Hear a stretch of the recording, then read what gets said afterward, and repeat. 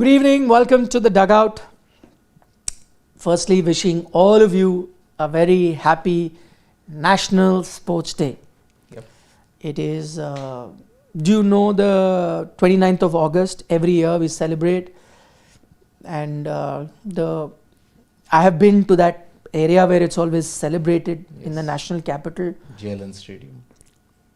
No, National Also, Stadium. Yeah, National Stadium, of course. So the National Stadium, in front of the bust of The none other than the legendary, dare I say, without any hesitation, greatest sportsman that India has ever produced. Major You Dhyan can Chand. argue, you can have your favorite cricketers, favorite athletes, whatever. Undoubtedly, the greatest sports person that India has ever produced, after whom the National Sports Day is celebrated. Dhyan Chand. Major Dhyan Chand. The true sporting superstar who put India on the world map. Yeah. Hockey ka jadugar. Absolutely. The wizard. 28, 32, 36. Yeah. 3 epic Olympics where he single-handedly ensured that, there is a country called India who can produce magicians. And none other than Adolf Hitler.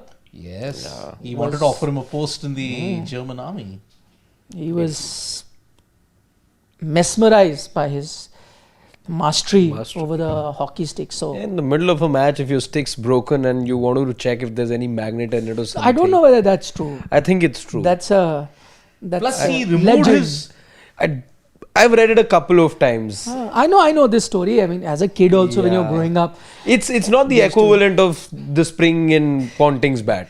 It's not that. Is it an urban legend that he even removed his shoes so that he could get speed on the hockey track? Once? I don't know. I think that's also an urban legend. Then. Yeah, because I've seen pictures of him and those old video clips of him wearing shoes. Yeah. Those But days then- were those leather Leather, shoes with those leather, because you were playing on actual grass. Grass. Yeah. So not like the rubber soles that you have now, pimples as they're called. Yeah. Not pimples. Those days you had actually like football kind leather studs in the bottom. Yep. Used to play with that. And fittingly, on Dhyan Chand's birthday, we had the start of the Asian Champions Trophy. Hockey. Where, yes, the hero from Jhansi, in that sense. And India somehow managed to eke out a narrow win. 4-3. Thanks to Harmanpreet's hat-trick. But he missed a penalty stroke. Can you believe it? He missed a penalty stroke. And Jugraj Singh luckily contributed. But The actual Sarpanch. Yes. The actual. OG Not- Sarpanch. Yeah. Not your make-believe Sarpanches from IPL. No way. Yep. It's been a very hectic though. I mean, in National Sports Day, it's been a very hectic. Other sporting events that have taken place all over the globe for India, right from Zurich with Neeraj Chopra in the Diamond League final. What is the greatest single achievement by India since it became independent in sports? Single greatest achievement. Abhinav Bindra, gold in 2008 Beijing. Because he was the first individual to win an Olympic gold in independent India. But I'm also counting cricket in it. So, single greatest sporting achievement. Yeah, but Abhinav Bindra fair for call. 2008. Because now you look at the shooting revolution that has happened in India. You can dream of more medals. You can think of getting to double digits in certain events because of shooting. Prior to that, you only had Rajyavardhan Singh Rathod winning in 2004. But that was silver. Towards that in 2008, when the national anthem was played in Beijing, it changed the whole face of Indian sport. That's what gave the base for others to aspire for gold, which happened, you may say 13 years later in Tokyo, Neeraj Chopra.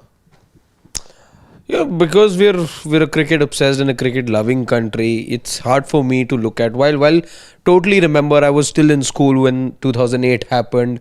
Rajyavardhan Singh Rathod also is something that I sort of remember. I was too young at that time, but nothing sticks on the way cricket does in our country. So I am not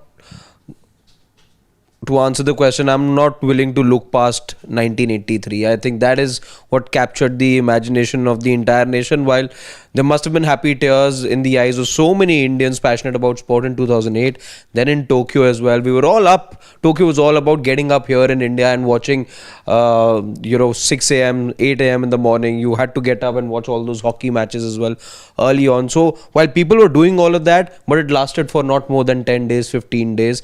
And I'd say the same for 2008 as well. That jollity, that feeling of India's national anthem, we were all filled with pride, but it only lasted for so long.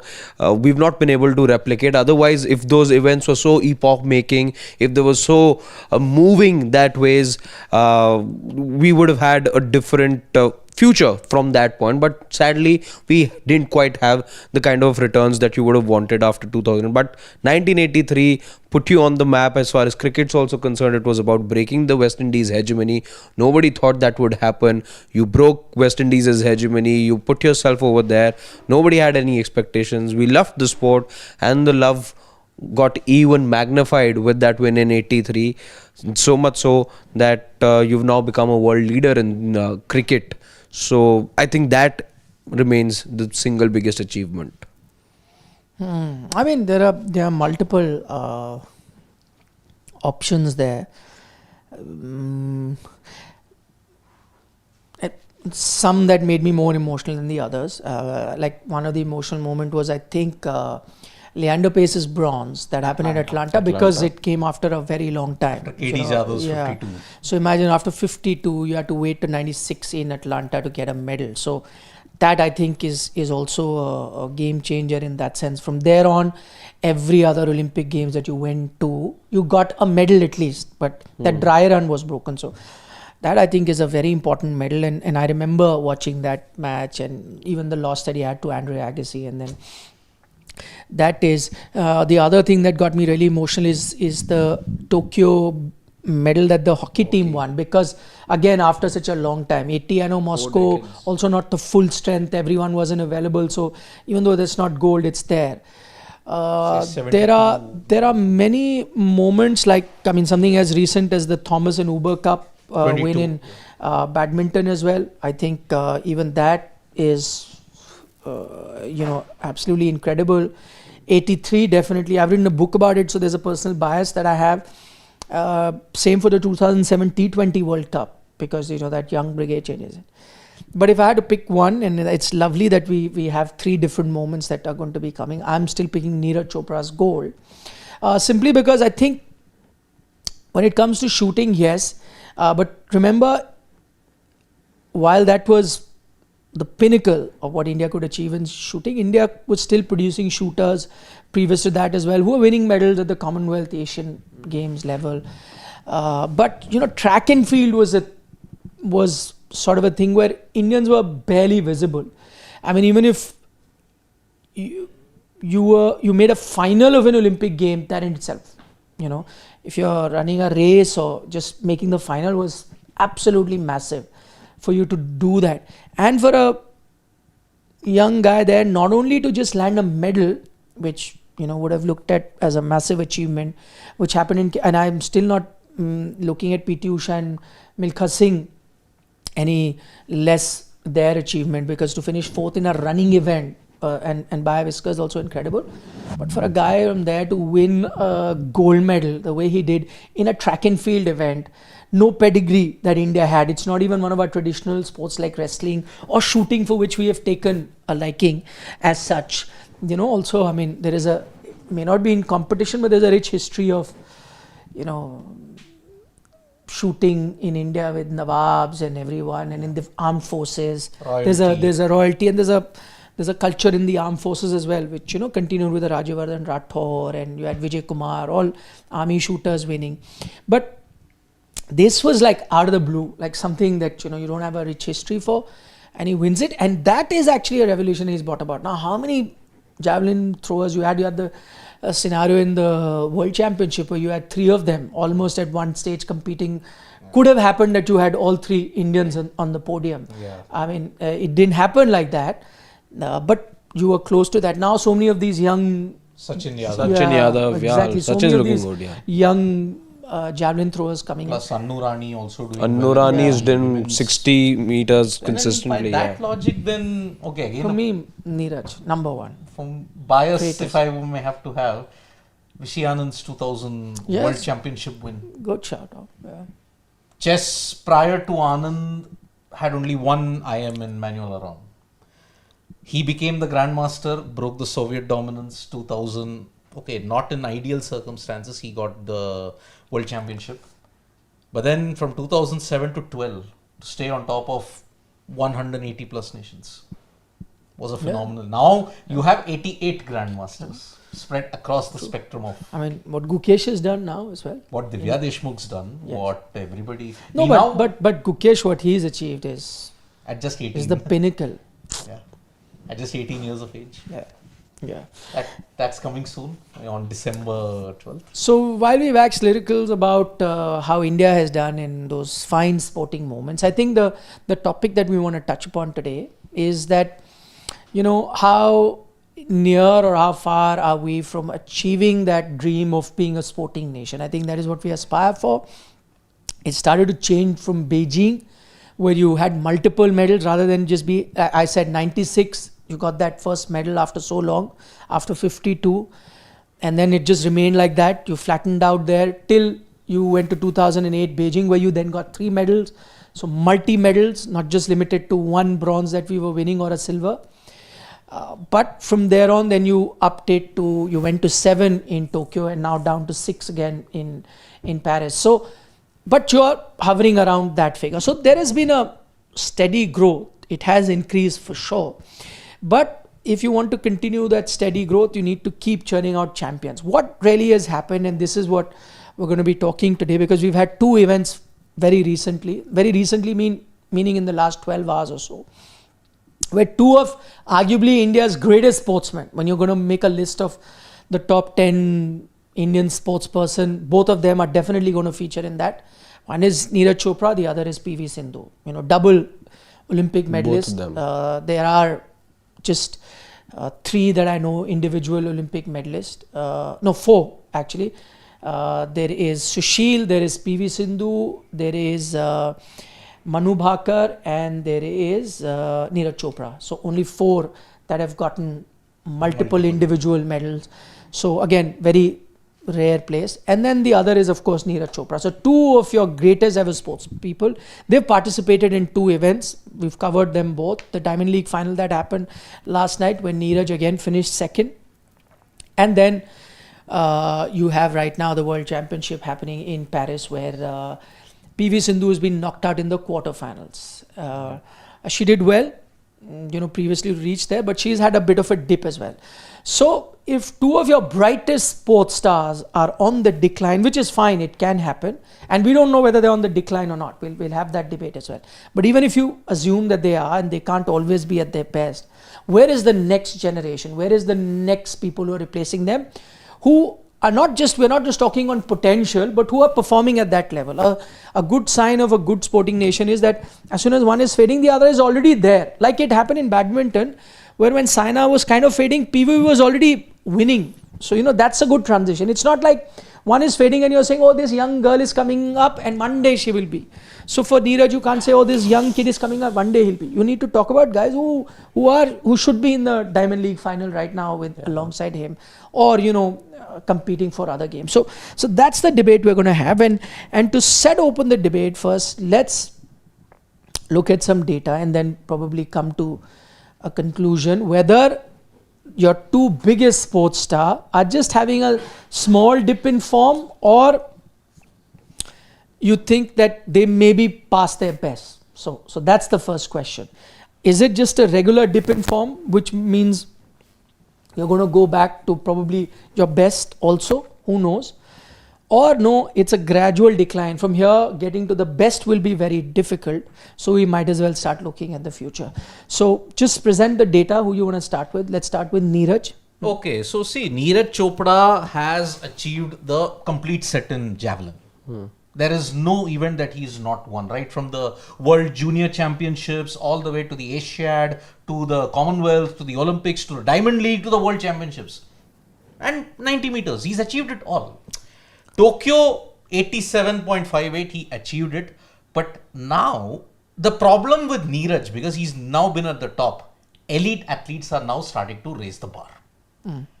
It happened 89.34. If he was playing in 2021, he would have definitely gotten the gold medal. But then stepped in Arshad Nadeem, who got 92.97. Insane throw. Doha, 90. Have we shown the numbers, Shivam? Yes. So just run through those numbers. So Yeah. Tokyo, he wins the 87.58. gold medal at 87.58. That's the first figure that you see on your left. And we are going in a chronological order, as in improving. So after Tokyo, we go straight to Paris, where he ups the game and goes to 89. But in terms of the medal, the competition has caught up and has gone ahead. Yes. So he only wins a silver, Silver. compared to a gold that he got in Tokyo. But still okay, because you're still on an upward curve. Upward. From there, he changes the coach, and in Doha, he's gone to 90. So he's really reached the peak. He said, that monkey is off his back, so on and so forth. But since then, it is after that high that he achieved in May, there has been a dip in the performance where it's 84, 85, 86, 85. Does this worry you now? Or is it just, nothing to worry, let's celebrate the fact that he still finished second? For 1,500 days, not since Quartone 2021, where Neeraj Chopra has gone out of the top 2. Yeah, 26 events. 26 events. See, 90.23, but the broader picture was... So, sorry, he's participated in 26 consecutive events and he hasn't finished outside the top 2. Wow. Not outside the top 2. Hey, that is consistency. Exactly. Wow. You look at it, okay? 90.23. But Nobody, even Joe Root is not that consistent. Even he has failures. Yeah, he has. But Even Jasprit Bumrah is not that consistent.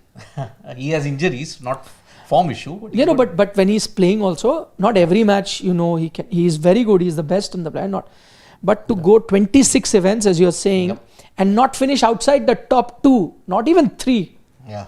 It's either 1 or 2. Looked like yesterday would be 3, but it wasn't to be. Last moment. That last throw. The last throw. But again, in the case of Neeraj Chopra, the world is caught up. Arshad Nadeem with 292.97 and 91 meter throws totally eliminate the competition. 90.23, sure, great moment. But Julian Weber hijacked it with a 91 meter throw. Poland, if you look at it, Janusz Kuszczynski, the conditions were such, no one went to 87 or 88. It was 84.14. Weber also just had 85 or 85.5. Ostrava, Weber wasn't there. Neeraj Chopra Classic, okay, the conditions aided him, he got 86.2. But so some of the top athletes weren't there. Yeah, I don't think Anderson Peters also ended up coming. No, he wasn't there. Neither was Julian Weber, neither was Arshad Nadeem. Yeah. But yesterday there was a bit of a, you may look at it, worry. Why?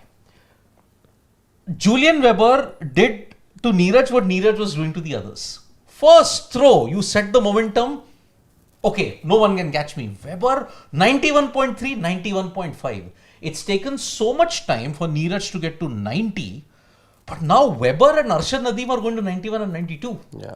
Now that is a concern. Can he replicate it on a consistent basis? So to the next question, that's fine. The competition has gone ahead and World Championship is when we're going to see them. It'll be a amazing battle because Julian Weber is in outstanding form. Arshad Nadeem, the last time we saw him, that was there at the Olympic Games. Although my He was concern is stunning. not that much of Nadeem because he's coming off an Injury. And Sure. we all know it takes time for a javelin throw to come back after Sure, but he's still competing with a guy who was throwing over 91 meter for fun. He almost at did the Paris 93. Olympic Games. Yes, he did it twice. So, and for Neeraj to have gone 90, it's going to be a competition. I agree that teams have, other players have caught up. But what do you make of the trajectory?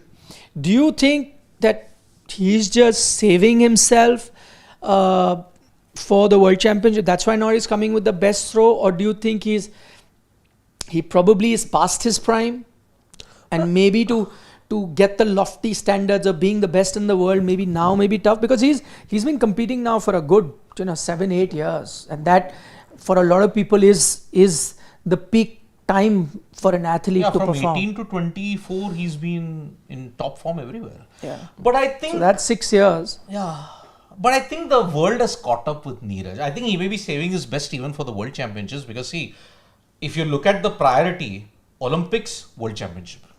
These two are the prime events in an athletics calendar when you look at it. So the world did not catch up with Neeraj until 2023, but it changed with Paris. Now, certainly, things have changed, and as I was, exchanging thoughts with Nikhil last night as well, that with Neeraj remains my biggest worry. The fact that people are now doing 90 plus or 91, as we saw last night, on the same night. We've had to wait 6+ years to see Neeraj breach the 90-meter mark once. We saw Weber breach 91 twice the same night. We saw Arshad do the same in Paris last year. So with Neeraj, this now becomes my biggest concern. Can he do this? Can he produce a night like this where he's doing 90-91 meter twice the same night? At the moment, signs look not so promising. So that is what actually surprises me, because I heard Neeraj before the competition and he said ever since I had won the Olympic medal, every place I would go to, people would ask me, when are you crossing the 90, when are you crossing the 90, and I was so relieved when in May in Doha I crossed the 90. So I thought the pressure is off. Now he's going to free himself, won't take that pressure. He's anyway a top level performer and he's now going to do 90 for fun and now push the bar, because you're going to be performing without any pressure. But that isn't what is something that is happening at the moment, and that probably is the thing that worries me. I don't know whether he was injured yesterday when you saw him, and many people have suggested to me on X, writing to me saying that don't read too much into his 85, because see again, this 85 meter, it's not even second, first, whatever. 85 is way below the operating standards of Neeraj. He is so consistent. Anywhere between 87 and 89, so he would do for fun. And that would be the range that he would operate. He can go a little up, but to come to 85, many are saying that that's an injury. But I somehow don't see it like that, because I don't think if he was injured, he would be participating here in this tournament. There was no need for him to do that, because not 2 weeks before a World Championship, because that can then aggravate it, make it even worse. So he could have still saved himself, like an Arshad is, coming back in injury, going straight into the World Championship because he's fit. So I don't think that has happened. I don't know whether the gains are really there working with a new coach. Yes, he's gone past 90, but he's made a few changes to his throwing style. Will that allow him? Maybe it is really, he did hit the peak, and no matter what you do now, everyone will have to have a downside. But then I look at the brighter picture. I look at Julian Weber, I look at Anderson Peters, who was at the peak at some time, then had a bit of a downslide where Neeraj would then dominate. But now he's found his groove again, and on an occasion can beat Neeraj. So maybe this is just a trough. I actually feel why I'm not worried about those low bars there in the graph we see is for two reasons. One, it will take time for Neeraj to totally get into and start nailing that technique that's been injected into him now. It's been just about 6 months that Jan Zelezny has been around, maybe lesser than that in fact. So it will take time for him to completely adapt to this new technique. We've seen that with fast bowlers, we've seen that across sports. Any change of technique will take time. So I don't think he is on the wane that ways. He's just relearning something over here. He has to unlearn whatever technique that he has, and now he's trying to learn something new, and the execution will obviously not always be there because you've just sort of taken that turn. That's one. Two, I think, is a bit of an injury worry that I have with Neeraj. Not many of us. Why is he participating then if he's injured? I think, see, at some point you had to give yourself a competitive event as well before going into the World Championships, which is why which is why he missed the 2 previous Diamond League meetings as well.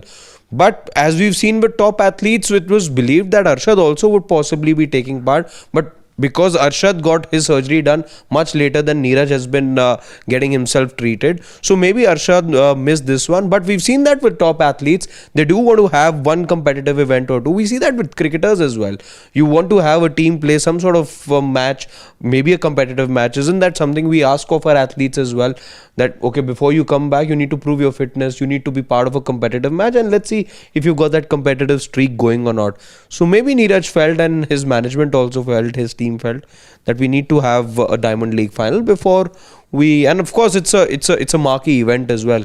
Top athletes don't always want, it's not a meet after all, it's a top I agree, event but you as wouldn't well. want to be showing that you're vulnerable, like even in a top meet. Like a lot of players, if they're not really at their peak, and a lot of athletes as well, you will see top level athletes, his they miss litmus test is coming in Tokyo. Yes. Yeah, I Where think it all Tokyo is began. where, yeah. Where it all began incidentally for Neeraj, because more than the Olympics, the World Athletics Championship is the pinnacle. Okay, he got pipped to the post, unfortunately in Oregon, because at that time Peters was throwing 93 meters for fun. But then that injury, and I think Anderson Peters hasn't recovered from that injury, he hasn't found the groove yet. Although, I don't know how by 1 centimeter, I think he beat Neeraj in that Diamond League final in 2023. So, somehow, some way, I think the world is catching up with Neeraj, but I think we shouldn't worry, because the positive spin is 1,500 plus days he's in the top 2. And he could very well be in the top 2 even in the World Athletics Championship, because looking at the 19 player contingent that we are sending for Tokyo, the only guy who seems to be eyes closed, medal guaranteed, is Neeraj. So that's the confidence he's inspired. The other star in PV Sindhu, with Neeraj, you've concluded that no, I think he still has a few very good years ahead of him.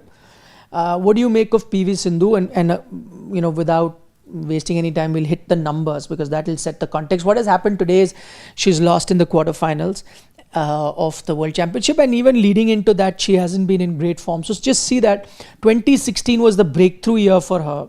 Yeah. Though she had won a World Championship medal before that as well. 2016, when she really came to Rio, won that silver medal in the singles, where Saina was the bigger star, but Sindhu comes through and wins that silver medal. From that 16 to 2021, where she wins a second medal in the Tokyo Games, she has won 2 Olympic medals, 3 World Championship medals, and the 1000 BWF 1000 event, which are your top levels like All England, China Open, and so on and so forth. There she's got 1 medal there. Yes, let me add in that BWF 1000 is the World Tour final that she had won, the BWF event. That's also a top tier 1000 event in that, along with the China Open, Malaysia Open, Indonesia Open, All England. Yeah.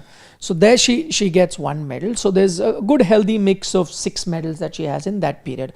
And we're only looking at the cream competition, not any other, no 750s or 500s at that. We're not looking at that.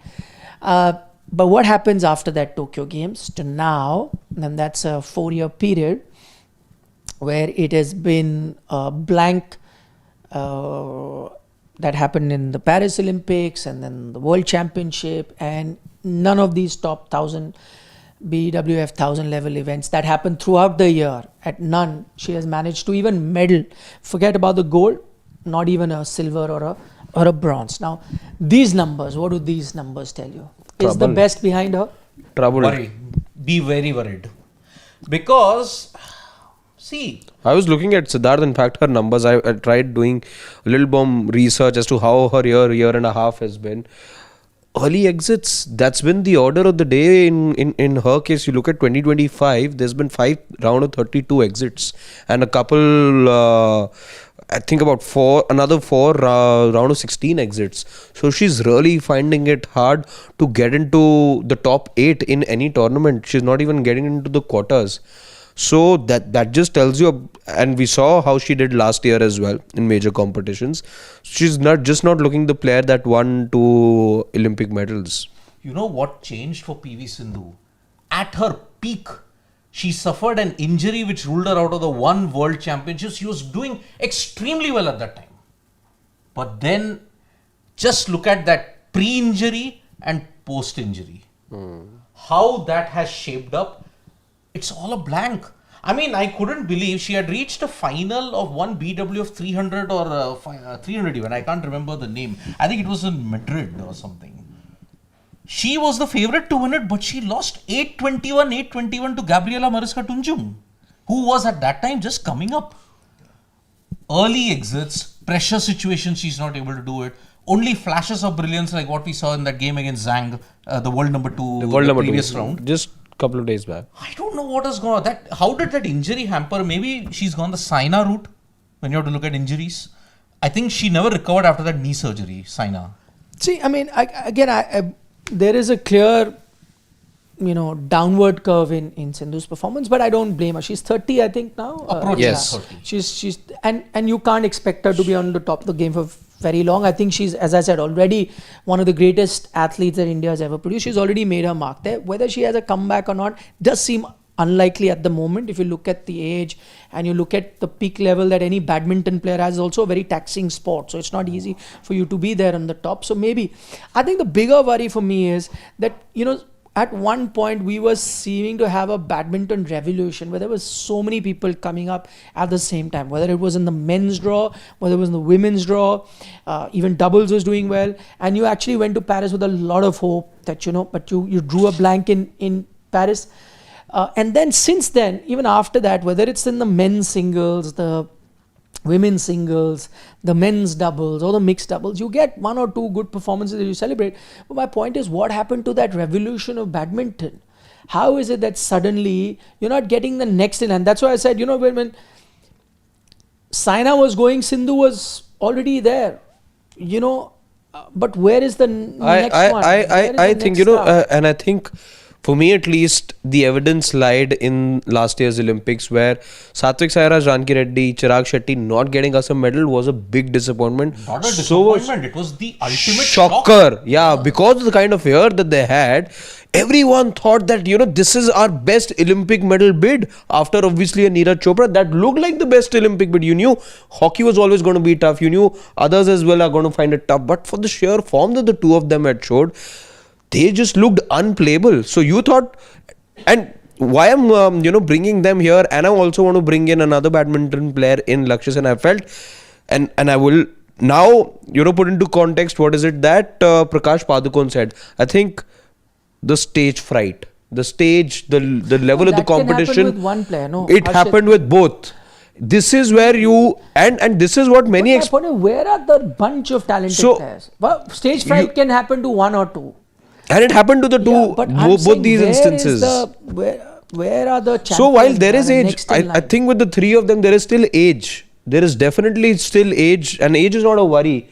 Neither is talent, I feel. With Lakshya also, it's been an insane dip of form since Paris. I would say Uber Cup, ever since Uber Cup. It's Thomas and Uber Cup. But he showed very good flashes, in Paris. Yeah. He was playing well. He should have won that medal. Yeah. But I don't know what happened. Correct. So, if I agree with that was mental. My thing is that mental can be okay. One player, had the stage fright. It's not that you've not had players who've won top level medals. So many of them have. Where is the, at one point we were saying there's so many players coming up, all at the top level. See, all good, healthy nations in any sport cannot rely on one or two players to always do it. They have a bunch of players. Like, why are we, one of the top countries in the world in cricket? Because there is a steady supply. You just saw this test series in England, players retired, steady supply, it's coming. Top countries like China, whatever, if they're very good in badminton, they'll have a dip. There was a dip a bit high, but the supply line is on. It'll keep churning out, more and more players, whether it happens with Indonesia, Malaysia, that I'm just fearing that the next, after that high that we had of one point where there was Sindhu, there was Saina, Kidambi Shrikant was doing Prannoy was looking good. Prannoy was doing well. Everything seemed to be like you had 2 or 3 players in the men's singles in the top 10 at one point, So you would be like, wow, suddenly. I mean, I don't know. See, Kashyap was there. Sarupalli Kashyap, yeah. But again, India's badminton revolution, when you look at it, it has either stalled. This was our best stretch that we ever had. See, the badminton revolution, correct me if I'm wrong, Nikhil, it should have begun with Prakash Padukone's All England Badminton in 1980. It didn't happen. But then it didn't happen. Even with Gopi Chand, when he won 2000 All England Badminton, it should have started from that point. See, so that's why that wasn't a revolution. Yeah. There was like these one-off, bright sparks who came, did very well, bright spark, but it did not show across in the whole ecosystem. But I think when Gopi took on the coaching role academy, and then started churning out champions after champions, then you thought, that's how a revolution happened. You give it a bit of a start and then it starts rolling and it snowballs into something big. You were going there. It was already snowballing. How is it that it suddenly stopped? From that situation, it shouldn't have stopped. It should only get bigger. More and more academies coming up, which they have across India. It has. Let's be fair. I mean, we stay in Delhi NCR. I think Noida itself, will have, and I was reading somewhere around the article, per square kilometer, most amount of badminton courts in the country you'll find in Noida, where we are at the moment. There's like badminton courts everywhere. There are kids who are training. There are also, recreational players like you and I, who are corporate players who go and play for fun. But then also young kids taking to it. So many kids now, I know badminton's become a cool sport. You go to schools, everyone's taking it up, everyone wants to be. But it's not really translating into that start that you had, where it looked like you were one of the top badminton, if not the top badminton nation in the world, alongside China. It reached a stage where it was China versus India. Yeah? Malaysia and Indonesia, the traditional powers, are kind of lagged behind. Even Japan had lagged behind before they had come back for Tokyo. But that, I think... Momota, Kenta Nishimoto, all of them, they revolutionized. But again, with every passing year, the rest of the world is just going ahead. China, when you look at it, look at the likes of He Bingjiao, look at the likes of Chen Yufei, look at Zhang. Now the revolution is happening in South Korea. South Korea is now producing fantastic women badminton players. An Se-young, she's the next GOAT in badminton. And the same thing for India is happening in tennis as well. Yeah. From the peak of the Leanders, the Mahesh, Bopanna, Sania Mirza, nothing. Like there are young kids who are playing different circuits. There are Indian origin kids from the US and all who are still, There was hope from Somdev Devarman, but... Yeah, but it's not happening. And I'm not seeing the next generation. Again, you thought India was a powerhouse in Davis Cup at least. But then there is a dip in tennis as well. There's nothing happening. There are names like Karman Kaur Thandi is there. No, she's done and dusted long ago. But she was upcoming, but it's done now. Ankita Raina was also there. Also past, There is, that's what I'm saying, there is... Where is the next big hope? Correct. Even in badminton, barring an Anmol Karb, I don't know. Yeah, but even she has not really stepped up to the level that she should have. Again, Noida girl from here, but hasn't really stepped up. Same in tennis, you don't really see a bright spot coming through, someone who's sensational. Racket sports are a big issue in India. But these are sports where India is to be the best, at least in the region. And India at one point, we mentioned about Davis Cup final, you had qualified. Yeah. You're nowhere even close. Now you're struggling in Asia, Oceania as well. So the point going back to is today is sports day. And you want to be a sporting nation. We are talking about hosting the Olympic Games. You want to host the Olympic Games. But I don't know what is it that is going to be achieved by hosting an Olympic Games. I think the first, you can use all that money to pump into the infrastructure and focus on other sports. I think cricket doesn't need any more focus. It's a well-established, well-oiled machine which is making its profit, churning out younger players. That ecosystem is healthy and it'll continue to. It doesn't need any help. But a lot of help is needed to these other sports. I was just reading an article the other day. The other sport where India is expected to do well but always somehow underperforms is archery, recurve. There was a coach that they've hired from South Korea and they agreed on the terms. And this is what I'm saying. See, our system really needs to be, questioned and looked at. They'd agreed, one of the best coaches in the world. And it's been like, they agreed with him. It's been some 2 odd months, they've not sent him a formal contract and he's been asking them that, listen, we've agreed. Now they're saying, no, sorry, we agreed on such and such salary, but now we're going to want to reduce it because it's coming too much. And he's saying, now forget it, I'll start looking somewhere else. So I'm saying that's the state of how you're managing Interesting your you sport. mentioned that. How is it that you're going to be a sporting powerhouse? So before you want to host the Olympic, let's not embarrass ourselves by hosting the Olympics and we be host and we get 5 medals. Let's reach... consistently be in, I'm not even saying the top 5, 10, 15 countries. Consistently start getting in the double digits. Consistently do it. And at least then you can think of hosting the Olympic Games. It's interesting you mentioned that combination of archery and South Korea because there's this one story from last year's Olympics that just doesn't get out of my mind. And that is... That Ricky, right? Yes.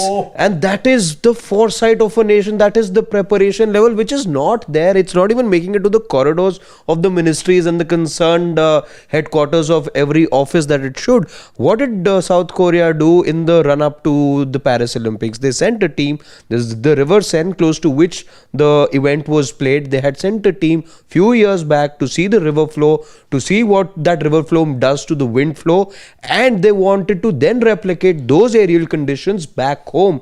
So they then firstly went, they took all that cognizance, they did the recce, came back home, identified where they can develop similar conditions or which river flow will give those kind of aerial conditions. They set up a thing over there, and that's where their athletes trained. And look what happened. We can't do a contract here. This Forget this. This We can't finalize a this contract. is the gap. But This I'll tell is you, the gap. This is not. This is why Abhinav Bindra could also achieve. So if you now read his book and you try and figure out what he did, for Beijing as well, he had gone to Beijing. He had participated in a competition. He replicated. He had because you keep traveling, right? He knew the range where he's going to be competing. He replicated that in his house, the shooting facility that he has in his house, with the same color walls. So I think there were green color walls or whatever on the background, because see, all of that makes a difference. So he got that color of the walls also as same. So when he's looking, on the periphery vision that is there, there's music played in shooting arenas, if you know, between your shots and when you walk out. He figured out a playlist as well, which is going to be playing. He used to play the same playlist, because that has an effect on your mind. So he prepared accordingly to go. But it's not to say that a lot of Indian contingents don't go abroad. They are also sent. Indian taxpayer spends lakhs and lakhs of money. These contingents go. But that for them is a junket. They go, see around, we have to go meet sporting. So there is money there. So many of the babus, the IAS officer who are involved, a lot of political guys, secretary level, they all travel. Some sports ministry, even state level. By the way, administrators in a lot of these national sporting federations, they all go on that money to do this. But they don't send coaches. South Korea send coaches and all that, not to replicate. They send administrators who go, have sightseeing, nice lunches, dinner, meet some top level officials of their thing. For what? For what they meet those officials? So that when they go back for the Olympic Games, those officials will help them get passes. So I make friends with all officials of that thing. So if I'm badminton, I'll make friends. So when I go, then I'll need 10 passes for missing the most important part. I'll get. Save that DA. No, DA. Thousands of bucks. Everything. Sarkari so babus. We also do, but our focus is different. Exactly the same thing. We are utilizing our resources in the most negligent way. I mean, see, if India hosts the Olympics, I think it will be a first time a host nation has finished outside of the top 50. Every host nation, when you look at it, they're finished in the top 50. No, it's gonna sound let us crude. Save ourselves the embarrassment. It's going to sound crude and harsh. Firstly, on the athletes front, again, there's preparation that's involved. I am just not in the favor of this Olympics happening. Yes, there's a bit that's getting formalized and all, but for the economic benefit of our country, I think there are still better roads we need. There's still better infrastructure. We need to fix our hunger index and so many other things. The priorities, it can be pushed for a later time. We as a nation still need a lot of rebuilding to be done. This is not a profit-making activity anyway. You look at historically, nations have sank because of it. Brazil is a prime example. So many other nations, it doesn't get you any profit. All it will do is make some very wealthy people even more wealthy. That's all it will do. And that is the biggest reason. It's a loss-making exercise. And secondly, save ourselves the embarrassment. Yeah. Host nation finishing with 5-6 medals. I'm going to be all in, but we firstly need that confidence from the athletes pool, and secondly, most importantly, once the grave issues of this country are sorted out. Yeah. I don't know how that will be. 11 years down the line, what all is going to happen, we don't know at this point. Okay, let's dive down to some questions. Ram Gautam says India will forfeit all its park games on the spot. Ooh. Oh, that's a wild prediction. No chance of that happening. Ram Wild Gautam. prediction. You think that will happen? No What chance. percentage chance do you give of India forfeiting the game? I'll use your analogy that you used for Manchester, 0%. Zilch. I never give 0. So I say Edgbaston. 0.1% chance of India doing it. Now everyone has said. Fans are not happy. I did a detailed piece on that. We've done a survey, India Today Mood of the Nation, and the findings are, What a watch. Exactly. With majority people not happy with it. Yet, you have taken a call to play for whatever reasons. Very shocking. 4 or 5 week questions we put to about 2 lakh people across the world. And why I trust surveys more than social media, because social media, I don't know who's saying what. How many bots are writing, what they're writing. Trends can be created very easily. But a survey that we commissioned, we paid for, and actually went around ground to get the data. So do check that out, that we've done. But to answer your question, Ram Gautam, I highly think that's going to happen. No. Shubham Garg. Why is IPL invention? Why is the invention of the IPL not an achievement? It has put one of the Indian leagues on the world map along NBA, NFL, etc., showing might of independent Indian economy. It is definitely an achievement, but who has said it's not an achievement? But it can't be the greatest sporting achievement. No, we're just talking about that way. The switch to even having the 87 World Cup in India, because we don't realize that was also a massive achievement. How that was achieved is not very easy. So it was done, and how it was done when you were not really a economic powerhouse. That also was a big milestone in Indian cricket and turned a lot of things around. So like that, there are many in administrative levels. Milestone level also for ODI cricket. First World Cup, I think, which was reduced to 50 overs. Yes. Yeah.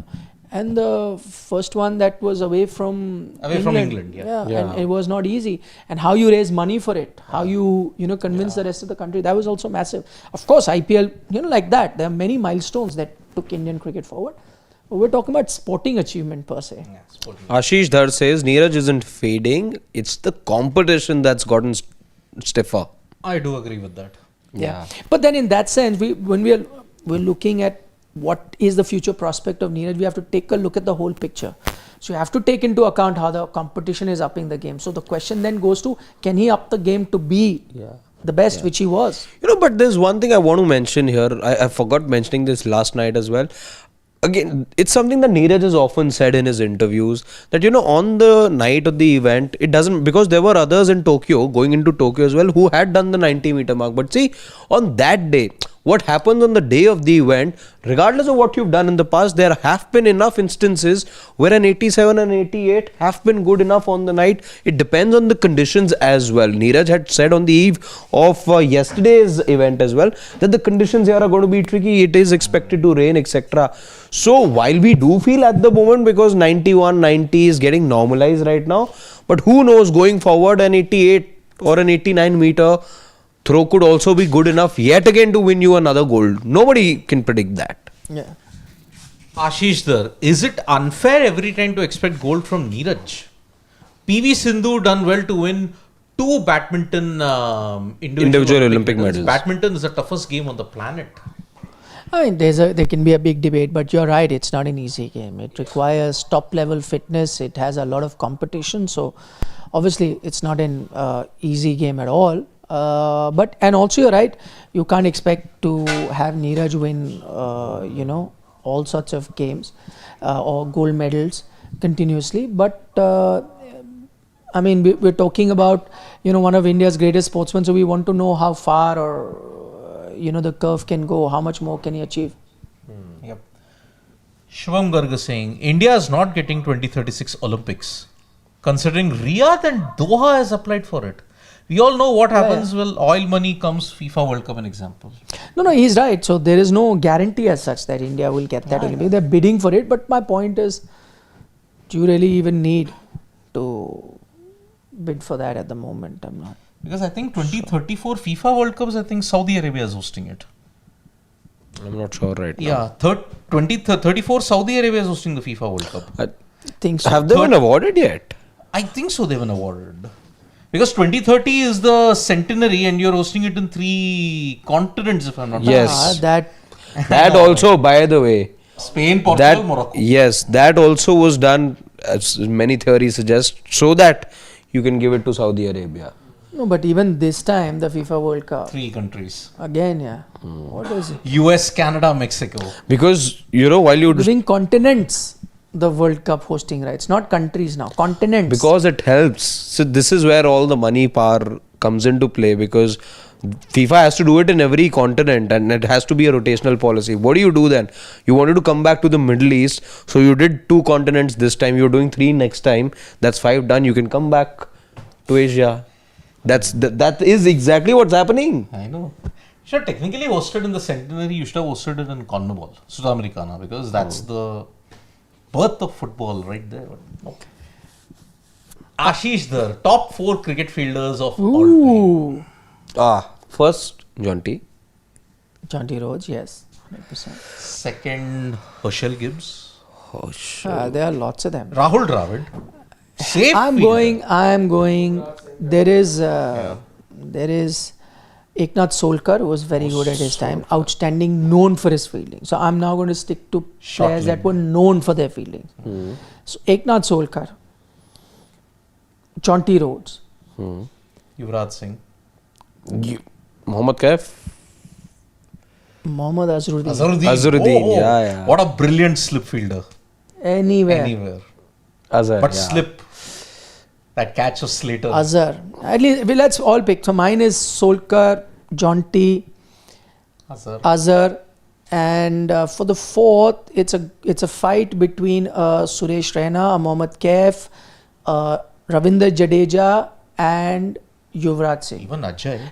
Ajay Jadeja and Robin Singh. So 6, 7 will fight for the 4th spot. 3 I've given.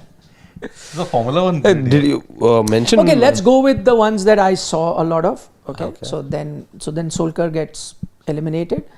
I'll then go with Jonty, Azhar.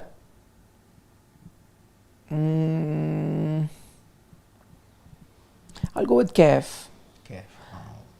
Because again, a player who is known for his fielding, like you refer to him as a fielder. UV Park. And it's a close fight. I'm going Jadeja, Ajay. Okay. Oh, that catch, 92. What a catch. Okay, those are my 4 done. Go. What are your 4? Difficult. But yeah, so let's give it a try. Jonty, of course, number 1. And that's Shivam's. Just look at that. But anyway, I'm going Jonty. I am definitely going with UV. I have to name Glenn Phillips as well. Recent times, his catch. 3 catches. Unbelievable what he's doing. AB de Villiers. AB de Villiers, yes. Gibbs as well. Gibbs, yeah. All the South Africans here. Ricky Ponting. Ponting. Steve Smith also. There's so many. So many, yeah. Yeah, but then for me, my top 4 would be Jonty, UV, Ravindra Jadeja, Yes. gun fielder, Rahul Dravid. Not a dynamic fielder, but one of the safest fielders. catchers, yeah. But a fielder would be Suresh Raina as well, yeah. Then if not, in that sense, then Azharuddin. Azhar. Okay. Azhar. Not even top 10. No, go. What Don't about bring Sachin? Who did he mention? Sachin was good, very good. They say even Kapil Dev. Kapil was, yes, yeah, you're right. yeah. Absolutely. But then the fight is a... Yeah. Because I heard the one story about his fielding during By the the Ranji way- final. one. Manish Pandey. Oh, yes. That catch that he took in that Karnataka Ranji final. No, but otherwise also. Otherwise, very good fielder, yeah. But just that he was not a big enough player. There was a player who got selected for his fielding only for Indian team. Famously. Noel David came in as a... Noel David, yeah. Got picked because he's a great fielder. Yeah. Huh? No, Glenn Phillips. Phillips, yeah, mentioned. Okay. Chennai singles king is here. He says Lalit Modi just showed both side, head and tail IPL coins. Said this was used when deemed required. Wondering how many times those coins were used in IPL. Yeah. By the way, he released that Video also. Video. one that they never released in 18. Never released it, but it was shown to the committee that was investigating. So he only leaked it then in the video that today, in that interaction that he did. Not leaked it, he showed it. Okay, but then now it's out in the public domain also, no? Yeah, So- because it went as a video. Okay. Because I thought it was classified, couldn't be shown to the public at all. No, he showed it in that. Okay. Nawal Singh from the UAE saying, kids in sporting nations just play sports to be the best in the world. Fitness standards are maintained because all of them have the same mindset. Yeah. Here we look at sports, just for quota or for job's sake. No, it also goes down to our viewers as well. For cricket discussion, more of them turn up. Today we did a non-cricket discussion and then they say, you don't cover other sport. Nobody is interested in a non-cricket discussion. It goes down to the people as well, no point fingers. That's what. Sadly, Same for cricket also. You raised the point. We love cricketers. We don't love the sport. Yeah. You won't see a Zimbabwe Sri Lanka ODI. You won't see a Pakistan Afghanistan T20, which is a build-up for the Asia Cup. You won't see that. Yeah. क्या फर्क पड़ता है? Okay, last 2-3 questions. Sunny Singh says, Manu Bhakar asking Khel Ratna tells you the mentality of a sports person, but she deserved a Khel Ratna. No other athlete in the history of the sport has won 2 medals in the same Olympic. Could have been 3. Could have been 3. Yeah. Although she did win 3 in the Asian Shooting Championships. No, but that many would have. I'm saying Olympic Olympics. Games, same Olympic Games. Then if she doesn't get Khel Ratna, who's going to get? I mean, Phelps won 8 out of 8. Who else? Spitz won 7 out of 8. Yeah, but we can only judge by our standards. Our standards, there was a joke about Phelps that if he was a country, he would be 29th in the world. Something like that. The amount of medals that he's won. He'd be 29th in the world. Exactly. Yeah. So, chalo, that's that then. Yeah, so 2 bad results, but there is hope for one more. At 11:50 p.m. We have Sachi, the only representative in the World Championships. Let's hope that they can keep because if they win, a medal is assured. Yeah. At least. Yeah. Anshu Mishra wants to know, Nikhil sir, how you picked Viv ahead of all-time great Steve Smith, Root and Dravid in Test. Viv just had 8,000 runs. That's what my point is. I knew somebody will ask that. It's not got anything to do with the amount of runs. I am lucky enough to have seen Viv play live in a ground. Wow. You had to see. Plus, he was the one who played Test cricket in fast forward. He was the was just too ahead of his time. That way, total number of runs of Bradman is also not there. Yeah. But then how do you argue with what he was at that time? He was so far ahead of everyone else. In Root, in Smith, you will have arguments who's good, Virat, this and that. When Viv was there, he was Viv. But Anshu Mishra, if you wanted to know fear for the bowler, he just had to look at Viv. Plus the conditions, how he could win matches. You look at that also. Single-handedly win matches. He never played with a helmet, right? Viv. No, I can't remember him. Only with that cap, that's it. I may remember, I don't know. In his era, I think he and Lloyd never played with a helmet. Yeah, I can't remember. I don't know why it may have been an open face helmet. I thought he only played with the Cap. No, a cap, yes, of course. Those are never with the helmet. The one I think who had that open face cap, I think was Desmond Haynes, if I'm not mistaken. No, Haynes, yes. Haynes always wore the open face helmet. Richie Richardson. Also hat all the time, but helmet also. Towards the fag end. Yeah. No, there is no picture. Yeah, I don't think Viv would have worn. Lloyd, Richards, Greenwich, I think never wore a helmet in their whole life. Yeah. Greenwich also the baggy maroon. Imagine facing up to a Lily without a helmet. Lily? Jeff Thompson, my friend. No, but I think Thompson's, I think after 78 he lost his yeah, mojo, but whenever you faced him. Oh, of course. But Viv didn't face much of Tomo. Would have. He was by far the quickest in his generation. Lily would have been mid 130s. Mid 130s? Yeah. Mid 140s? No, Lily. I think it'd be mid 30s. He was not very quick. Holding was quicker. Andy Robert was quick. And Jeff Thompson was quick. Marshall was quick. Sarfraz? Sarfraz wasn't quick, but he got the reverse swing going. But he was not express. Nawaz wasn't 140 we came here. I don't think so. But again, we don't know the paces there. Imran was actually quick. Quicker than Sarfraz? Yes, Imran was quick. On his day. I thought he was the one reverse swing with 130 ish. Sarfraz was the pioneer of reverse swing. Imran on his day could be quick. But like Ghana wasn't quick, but he had that size, and he could just do that. Willis? Bob Willis? Not quick again. He was quick by his standards. That bustling action and that release, I thought he was 140 plus, I thought. Lenny Pascoe was quick. Lenny Pascoe, yeah. He was quick. Rackerman, Carl Rackerman. Alderman wasn't quick, he was 125, 130-ish, like a McGrath, yeah. Naval Singh. I'll always join non-cricket discussion like this. Yep. Thank you, Thank Naval. you, Naval. Take care. Yep, indeed. So yes, sad day on National Sports Day for us for the results. But yeah, bittersweet. Hockey got us the win, but okay. Yeah. So that's about it. Allow us. We will be joining you back for more sporting updates. Don't forget, there is CAFA Nations Cup. Yeah. Who knows? There may be something for us to cheer today. Yep.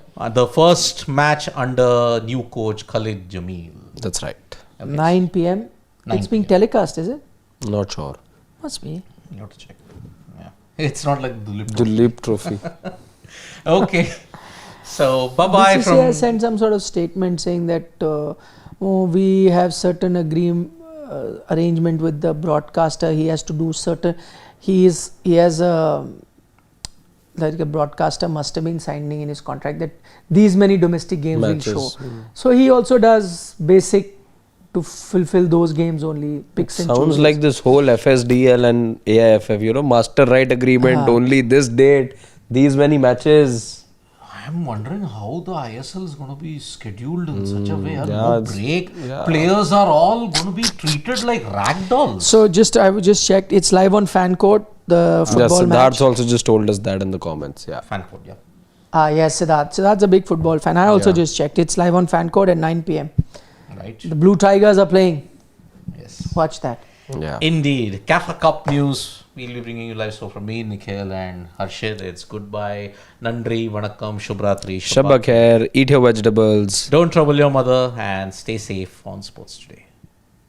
No, And also subscribe to Sports Today. Subscribe to Sports Today and stay safe wherever you are. Oops.